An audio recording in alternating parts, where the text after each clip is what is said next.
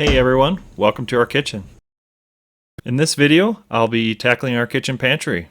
So, let's get started.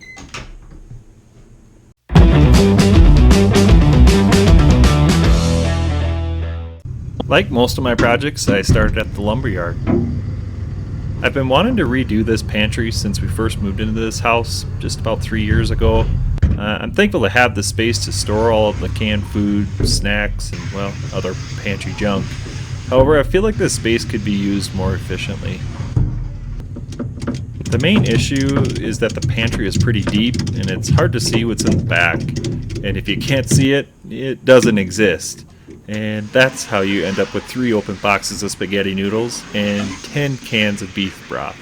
Everything just gets pushed to the back and new stuff added to the front. I got all the sheets of plywood unloaded. And loud grunts definitely help with this process. So I think the best solution for our pantry problem is just going to be some simple sliding drawers. By adding sliding drawers, we definitely will sacrifice a little bit of space, but it'll be much easier to see what we have in the back of the pantry.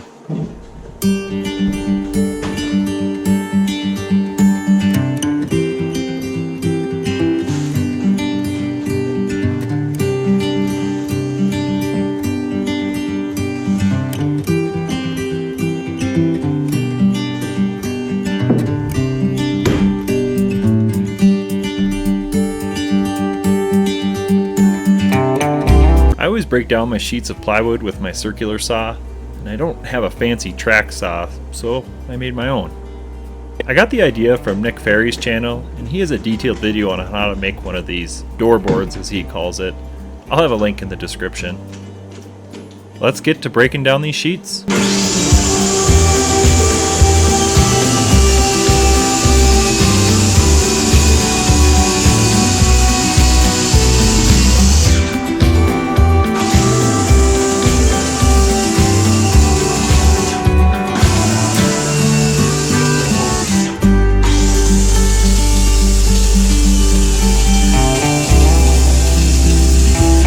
Once I have everything cut down to a more manageable size, I move over to my table saw to make more precise cuts.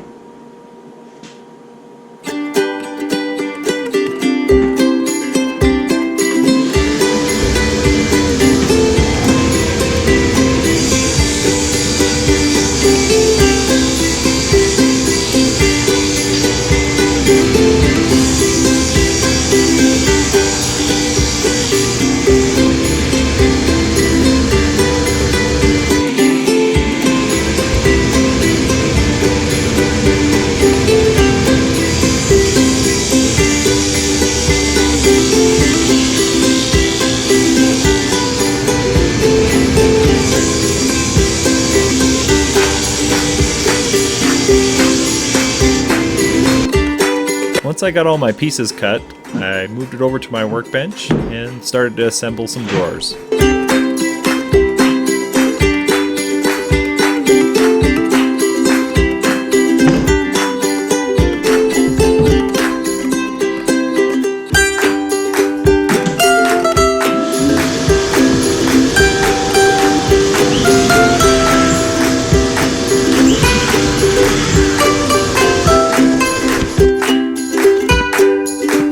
The easiest way to make drawers, in my opinion anyway, is to drill pocket holes in the front and back faces and then use them to screw the 2 side pieces together.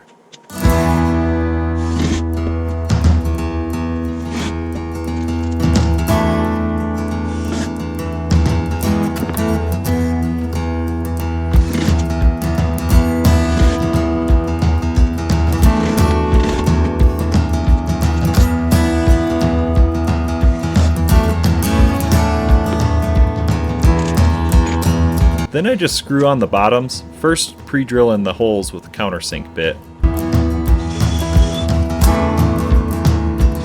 I probably could have used just 1/2 inch plywood instead of 3/4 inch plywood, but they will be supporting a fair amount of weight with canned food and 50-pound dog food bags. Better safe than sorry.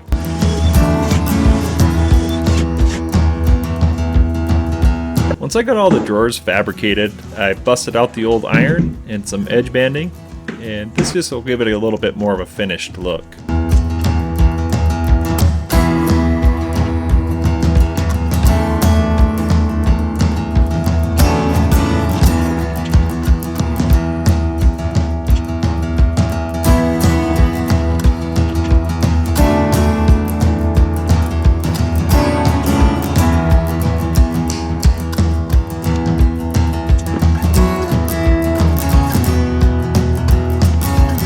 It would probably be easier to edge band the sides of the drawers before assembly, but I didn't.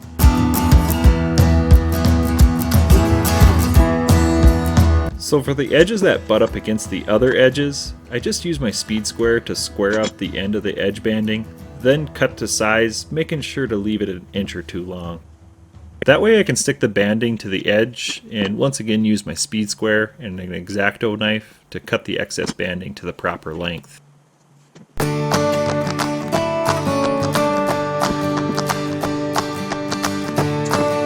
Alright, the drawers are 98% done. Let's move on to the sides of the cabinet, where I'll be mounting the drawer slides to. I'm going to jump over to my SketchUp model just to better explain how I intend to make the sides. Alright, now that we're in SketchUp here, I have this all kind of mocked up, and if you look at this closely, you can see that my walls, I have a little bit of an indent here. So obviously I can't mount my drawer slides to this wall. I have to bring that out so that the drawers can clear this opening. So my solution is basically I'm just going to make a piece that goes from that mounts here and then goes all the way to the back and mounts to another piece of wood that spans this whole back. Thing about that too that's kind of nice is you can see that this actually has some trim here, and that 3/4 of an inch is going to actually bring that drawer out and clear that extra little bit of trim as well. And then I'm actually going to cut another piece that's going to mount perpendicular to this side rail here and flush with the bottom. Basically is going to give me some extra shelves for miscellaneous things that we don't use as much. In an ideal world, this would be all one piece, similar to this, where I have this already cut out, this piece here, the shelf part of that, and then the mounting to the wall piece here. Unfortunately, my walls look more like this. Okay, maybe it's a bit exaggerated, but like any house, none of these walls are going to be, a perfect 90 degrees. And I really need to make this a perfect 90 degrees, the actual frame of that, so that my drawers slides don't bind up and everything there. That being said, basically what I'm going to end up doing is cutting this piece, and this piece all separate. This one being the first one to install so that I can square up the actual mounting for the drawer slides. And then afterwards I'll come in with this piece, scribe it to the exact size, cut it with my bandsaw, and then we'll mount that in there as well as this piece here. Just going to make things a little bit easier for me in the install. Of course I'll have footage of me doing that in the next video. Alright, hopefully that kind of sums that up, so let's get started making these pieces.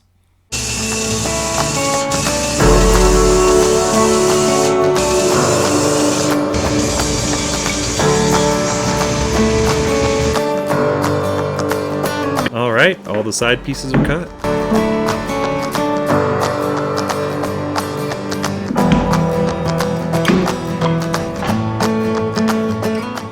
Alright, so I kind of ran into another small little issue. This distance from the trim to the wall here is about 3/4 of an inch at the top, but closer to about a 1/2 inch at the bottom. So what I'm going to have to do is each one of these side pieces here is going to have to be notched in.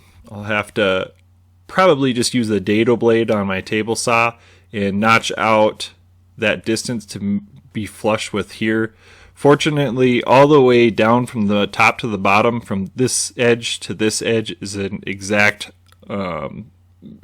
distance, so I don't have to worry about my stuff being on a square by pushing that in. Not a big deal, but it is kind of a little bit of a pain. I've got a solution though, I think, to how I'm going to figure out what the depth I need to cut that dado.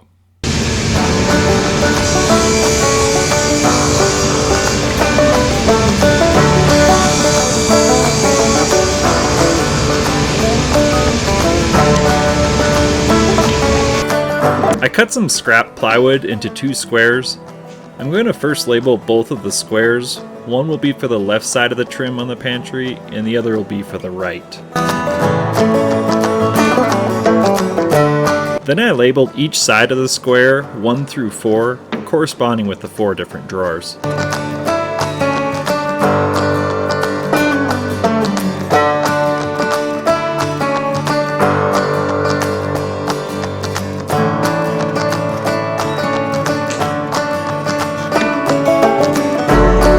Then I went to the pantry and scribed the depth at each drawer height and for both the right and the left side.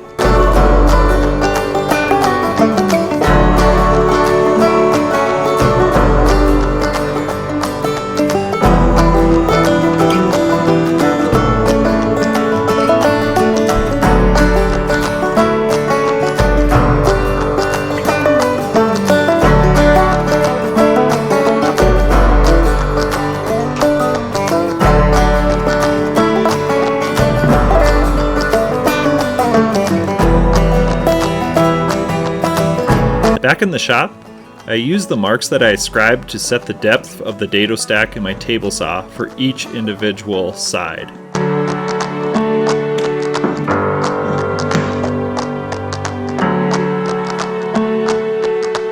One at a time, I notched out the side rails to fit perfectly flush with the trim on the pantry, making sure that I clearly labeled each piece after I cut it.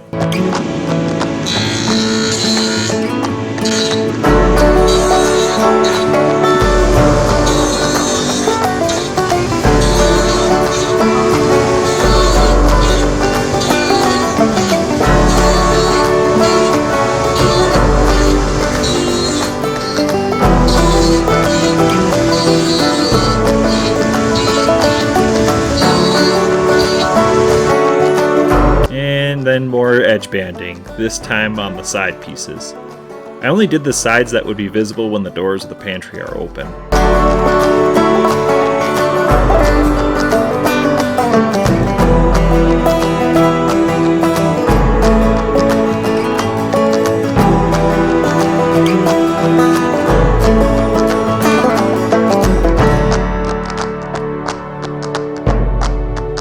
Then I started the tedious task of sanding all of the drawers and all of the side support structure.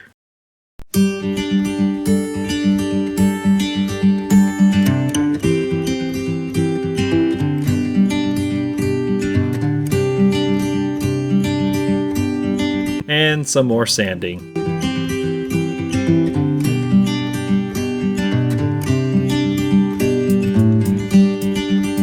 And then some hand sanding.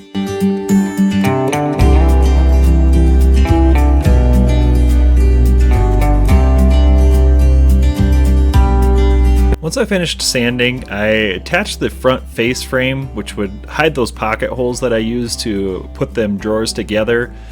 Just looks a little bit more finished. It's also going to hide the drawer slides on the sides as well. After I finished up all that sanding, I wiped all the pieces down with a wet rag.